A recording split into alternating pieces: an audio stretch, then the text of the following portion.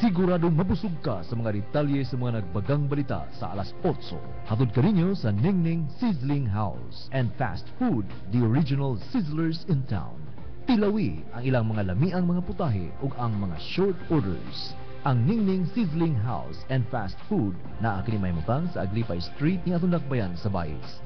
Bukas alas 7 sa buntag hangtod na sa alas 9 sa gabi. Gidumala ni Ma'am Sheila Abersaldo.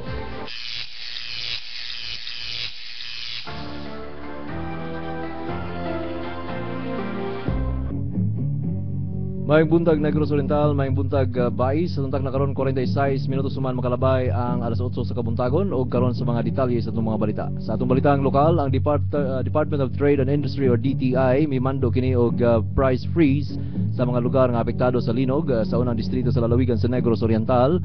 Nunot sa taho nga adunay nahitabong temporaryong pagsaka sa mga presyo sa mga nagunang palaliton. Dili mo menos 44 ka mga tindahan ang namatikdang nagpasaka sa ilahang mga presyo agig pagpahimulos sa panghitabo base usab sa taho nga nadawat sa buhatan sa DTI. Nining maong talaan 12 ka mga tindahan ang nakit-an sa gihulngan, siyam sa La Libertad, 5 sa Himalalod, 4 sa Tayasan ug 14 sa Ayungon. Nagkanayon ang DTI Regional Director nga si Aster Caberte nga iyahang ipangunahan ang Diskwento Caravan sa lalawigan sa Negros Oriental labi na diha sa La Libertad ug Himalalod.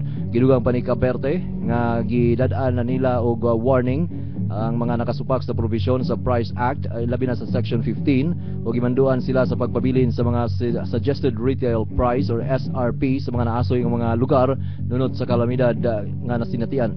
Gipasabot usab ni Caberte nga ang Calamity Diskwento Caravan nagtumong kini sa pagpabalik sa normal nga sitwasyon sa supply sa maong mga lugar pinaagi sa pagbuo og igong supply sa mga nagunang palaliton diha sa mga kamerkaduhan. Matud pa sa DTI nga pipila ka mga distributor ang nalambigit usab sa maong caravan alang sa pagbaligya sa mga sabon, shampoo, cereal, toothpaste, mga ilimnon, kape, noodles, sardinas ug uban pang mga presyo nga ikahatag sa distributor's price.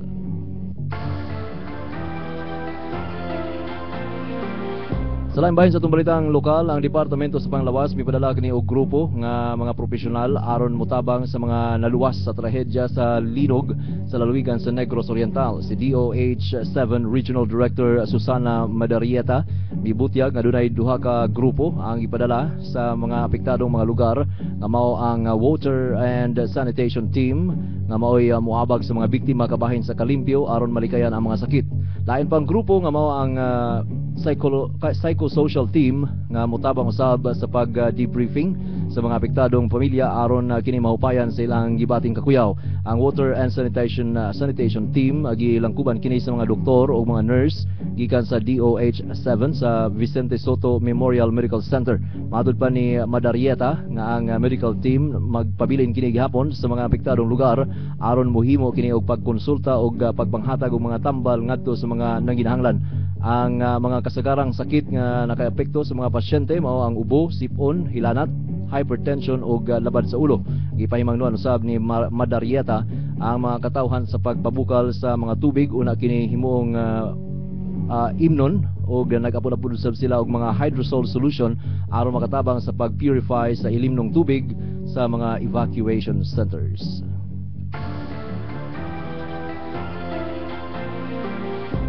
Atong takna karon 49 minutos man makalabay ang alas 8 sa kabuntagon. Arita sa ato ang mga balita sa Balitang Nasyonal.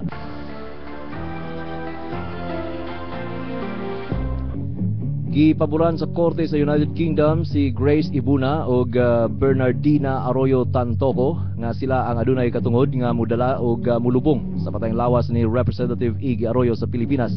Sa usa ka taho gidapigan ni Justice Peter Smith ang Joint Letter of Administration nga gihikay sa korte nila ni Ibuna nga mao ang ulahing gikapuyo ni Arroyo og Tantoco, ang anak sa kongresista nga mo'y naghatag og otorisasyon sa kabilin og mga testamento sa magbabalaod.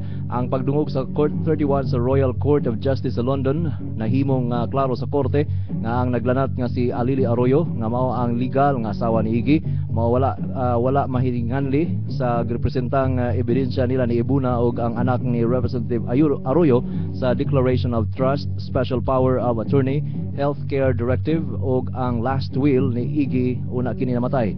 Ang last will ni Iggy gihimo kini sa Estados Unidos og nakatala nini ang ikaduhang anak nini nga si Arroyo Tantoco, ang executor sa last will. Lakip na nini ang paglubong sa patayng lawas sa kongresista ug ang mga nahibiling katiguyunan nini. Matud pa ni Arroyo Tantoco sa iyang testimonya nga gawas kaniya gimando usab sa iyang amahan nga dunay katungod si Ibuna nga modesisyon kabahin sa mga hisgutanan sa medikal ug bisan pa man ang paglubong sa lawas sa kongresista. Mahinumduman nga gihikay og umihikay og petisyon ang kampo ni Alili Arroyo. Pinagi sa abogado niini nga si Attorney Lorna Kapunan ug miadto pa sa London aron kuhaon ang patayng lawas sa kongresista apan gibabagan kini sa korte tungod sa gihikay nga emergency injunction ni Ibuna nga mao'y nagbabag nga makuha sa JH Canyon Funeral Parlor ang patayng lawas ni Representative Arroyo. Gawas pa nini naghikay usab si Alili og urgent petition for custody sa korte sa Quezon City aron lang gayud makuha ang patayng lawas sa bana nini.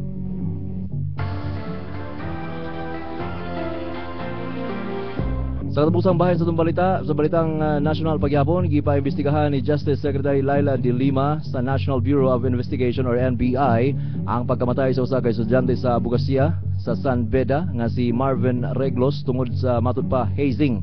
Matud kang De Lima nga gipadali niya sa NBI ang investigasyon mahuman mangayo og tabang ang igsuon sa biktima og si Reglos nakaangkon kini og mga bunol og samad sa mga laing parte sa lawas og gidala kini or gidala ang duha ka mga wala giila nga mga lalaki sa Onciano Medical Center sa Antipolo City og diin kini gideklara nga dead on arrival. Matud pa ni De Lima nga siya na alarma sa iyang nahibaluan nga ang fraternity nga nalambigit usa ka aliado sa sorority nga gipailuman usab ni De Lima. Apan matud pa sa kalihim nga iyang nahibaluan ang kamatuoran kung gusto niyang mahibuluan ang kamatuoran kung kinsa ang responsable sa mga insidente.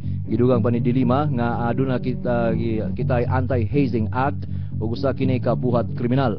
Matud pa ni De Lima nga mipadayon sa pagpamahayag nga kinahanglan na usab nga tun-an ang anti-hazing law aron mahibaluan ang responsibilidad or aron mahibaluan ang responsibilidad sa mga namunuan sa fraternity nga mao'y nagpasiugda sa hazing.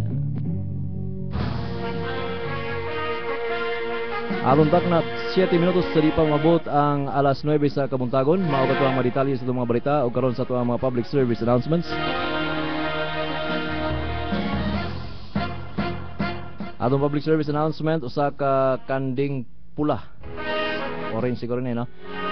Adunay bayi kini inahan, adunay anak duha ka buok, gagmay, nawala kini samtang gilawig diha sa may kilid sa river control. Dito ko nakita nini palihog lang iuli ngadto sa Tag-iya. Diya sa may river Tavera River Control. Si Eugenio Anggit. Ayon po public service announcement.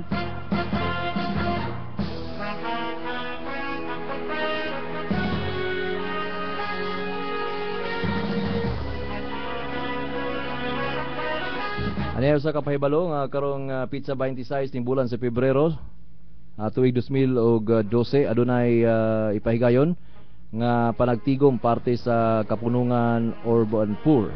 Ang tigom ana kini sa plaza sa Bais. Sa may alauna ang takna sa kahaponon. Ang speaker mao si Crislina Ripolio o Crislin Ripolio nga ato ang ato ang kagawad sa dakbayan sa Bais nga mao'y nagtabang sa ato ang kapunungan. Busa tambong kamo ning mga talagsaon nga kahigayunan ang inyong ulipon. Roman Villanueva, Chairman. Lain may public service announcement sa Barangay 2 follow up ugma sa Barangay 2 Bais City, palihog lang pagdaday nyo ang mga kabataan ni Mrs. Amorin, Maylin, Cabanag, Marife, Trasmonte, Jenaline, Cabual, Rosie o Garcia, Vanessa. Ang nagpanawagan na ni Shirley A. Calamba o Janice Cinco, ang midwife. Usab lagang atong mga pasalamat. Kung sadi pa ato asab nga ipasupot ning lain pagyud nga public service announcement, usa ka pagpasibya sa nawala niya nga sa man